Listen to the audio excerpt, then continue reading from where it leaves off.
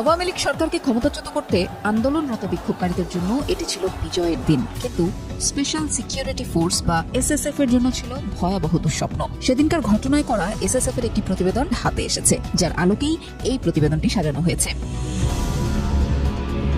গত 5 আগস্ট শেখ হাসিনা দেশ ছেড়ে চলে যাওয়ার পরপরই বিকেলে কয়েক হাজার মানুষ প্রধানমন্ত্রীর বাসভবন গণভবনে হামলা চালায়, লুটপাট করে। ঠিক ওই সময়ে সেখানে অবস্থান করা এসএসএফ সদস্যদের কাছে জীবন বাঁচাতে মাত্র 5 মিনিট সময় ছিল।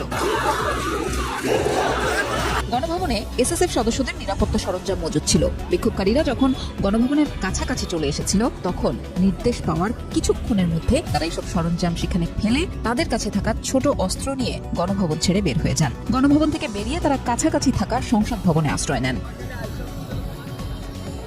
বিক্ষোভকারীরা এক পর্যায়ে সংসদ ভবনেও তাণ্ডব চালায়। তখন